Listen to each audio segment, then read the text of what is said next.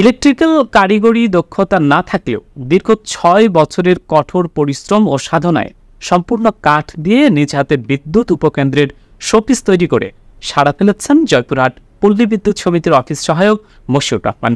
দেশের প্রতিটি কারিগরি প্রশিক্ষণ কেন্দ্রে তার এই শোপিসটি সরবরাহ করা গেলে ৩৩-১১ কেভি বিদ্যুৎ উপকেন্দ্রে না গিয়েও ঝুঁকিমুক্ত প্রশিক্ষণের সুযোগ পাবে প্রশিক্ষণার্থীরা। ইতিমধ্যে এই উদ্ভাবক তার সৃষ্টিকর্মের জন্য পুরস্কারও পেয়েছেন। বিস্তারিত দেখুন প্রতিবেদনে। বিদ্যুতে চাকরি করতে আসা কিংবা প্রশিক্ষণার্থীদের প্রশিক্ষণের প্রয়োজনে হাতে কলমে শিক্ষা দিতে ৩৩-১১ কেভি বিদ্যুৎ উপকেন্দ্রে নেওয়া হয়, কিন্তু তা অনেকটাই ঝুঁকিপূর্ণ। তখনই জয়পুরহাট পল্লী বিদ্যুৎ সমিতির কালাই জোনাল অফিসের অফিস সহায়ক মশিউর রহমানের মাথায় আসে বিদ্যুৎ উপকেন্দ্রের শোপিস তৈরির বিষয়টি। যেমন ভাবনা তেমন কাজ। প্রয়োজনীয় মেশিনারিজ ও বিভিন্ন উপকরণ ক্রয় করে একটি ঘন ভাড়া নিয়ে সেখানে সন্ধ্যার পর থেকে গভীর রাত অবধি সম্পূর্ণ কাঠ দিয়ে এই শোপিস তৈরির কাজে মনোনিবেশ করেন তিনি। দীর্ঘ ৬ বছরের কঠোর পরিশ্রম ও সাধনায় তিনি সফল হন। ২০২২ সালে জয়পুরহাট ডিজিটাল মেলায় এটি প্রথম প্রদর্শিত হয় এবং পুরস্কার অর্জনও করেন। এটি আমার ২০১৬ সাল থেকে চিন্তা চেতনা, তো সম্পূর্ণ ম্যাটেরিয়াল কাঠ দ্বারা তৈরি।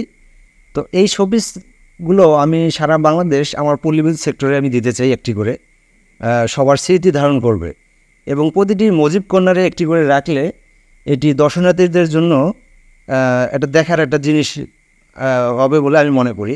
বিদ্যুৎ উপকেন্দ্রের এই শোপিসটি তৈরি করায় এখন আর প্রশিক্ষণার্থীদের ঝুঁকি নিয়ে সরাসরি ৩৩-১১ কেভি বিদ্যুৎ উপকেন্দ্রে যেতে হবে না।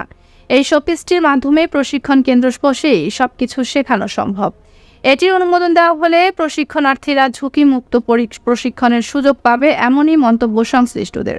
মোহাম্মদ মশিউর রহমান, অফিস সহায়ক, জয়পুরহাট পল্লী বিদ্যুৎ সমিতি। সে একটা ডেমো তৈরি করছে, যেমন ডেমোটা হচ্ছে ৩৩-১১ কেভি সাবস্টেশনের একটা ডেমো। অর্থাৎ ৩৩-১১ কেভি সাবস্টেশনে কী কী থাকে ওই ডেমোটাতে সবগুলো উল্লেখ করা আছে। এই ডেমোটা যদি আমরা আমাদের যতগুলো ট্রেনিং প্রতিষ্ঠান আছে এই প্রতিষ্ঠানে যদি এই ডেমোটা যদি সরবরাহ করা হয় তাহলে আমাদের প্রশিক্ষণের অনেক উপকার করা হবে। অর্থাৎ কিছু কিছু ক্ষেত্রে সাবস্টেশনে না গিয়ে ওই ডেমোর মাধ্যমে সাবস্টেশনে কী কী থাকে সবগুলো আমরা ওই ডেমোর মাধ্যমে ছেলেদেরকে আগ্রহ তুলতে পারবো, বা কী কী শেখানো হয় সেগুলো সব দেখানো হবে।